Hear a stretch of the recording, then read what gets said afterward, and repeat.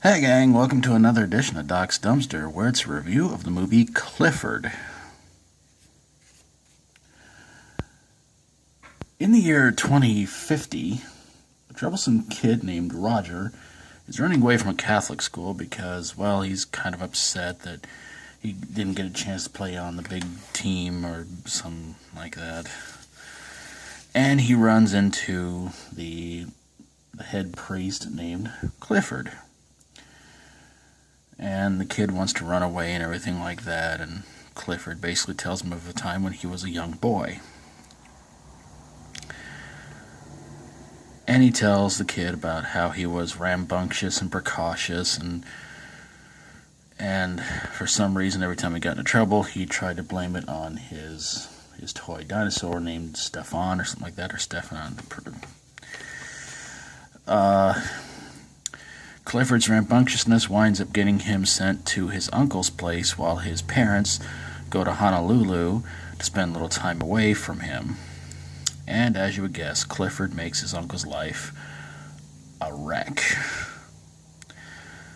But his Uncle Martin basically wants to prove to his fiancée that he really does love children and wants to marry her and have a family of their own, but, well, Clifford is just not quite getting it. He's still being a little pain in the butt. And at one point, Martin takes Clifford to an amusement park and tries to basically force him to go on this ride that will hopefully maybe make Clifford straighten out or scare him straight. Doesn't do a whole lot of good. And then the ride malfunctions. Clifford is saved by Martin when he's dangling from a robotic dinosaur. And Clifford tries to apologize to Martin, but Martin does not accept. And so we go to what was, of course, where the movie pretty much started off at.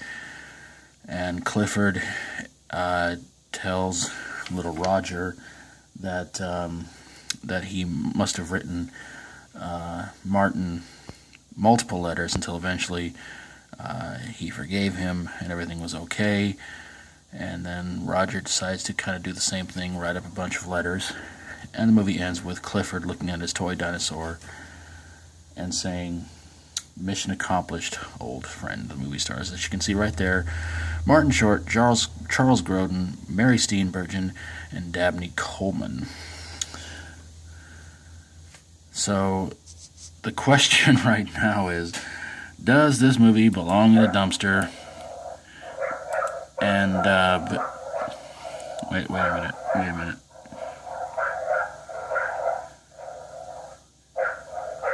Dog barking? I don't.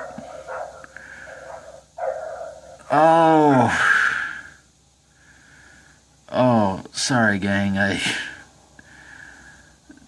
I got this one mixed up with Clifford the big red dog, and yeah. This was one of the movies that was supposed to save Orion Movie Studios, and it didn't.